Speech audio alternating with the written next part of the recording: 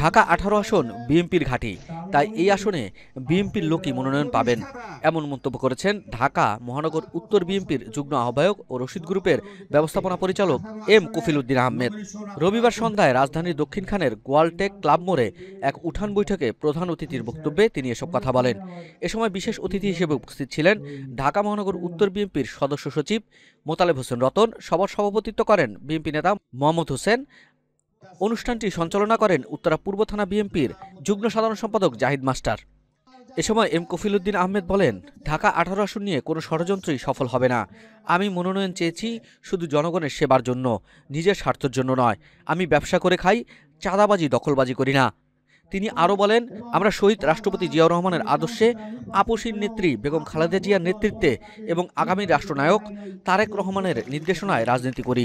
আমি যদি মনোনয়ন পাই তবে অবশ্যই ঢাকা ১৮ আসনের উন্নয়নে নিবেদিতভাবে কাজ করব। উঠান বৈঠকে স্থানীয় বিএনপি, যুবদল, স্বেচ্ছাসেবক দল, শ্রমিক দল, কৃষক দল, অঙ্গ ও সহযোগী সংগঠনের বিপুল সংখ্যক নেতাকর্মী উপস্থিত ছিলেন। Ibrahim Hasan, news desk. জুলুম, অত্যাচার, নির্যাতন আমরা করি নাই, আমরা করতে চাই না।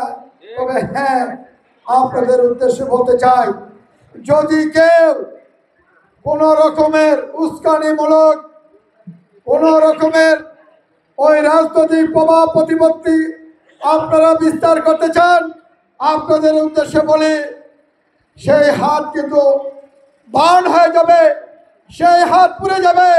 সেই হাত পুড়তে কিন্তু সময় লাগবে না।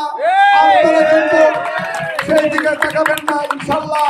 আপনাদের কাছে বলতে চাই, আমি রাজনীতি করি, তার পাশাপাশি আমি ব্যবসা বাণিজ্য করি।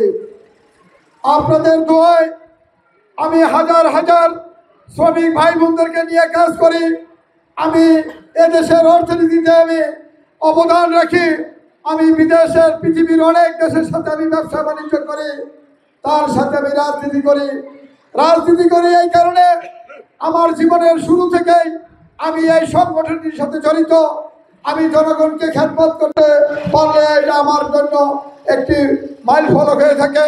আমি নিজের জীবনকে উৎসর্গ করে আমি যদি জনগণের সাথে মিলেমিশে থাকতে পারি, তাহলে এটা আমার ভালো লাগে। এই জন্য আমি রাজনীতি করি।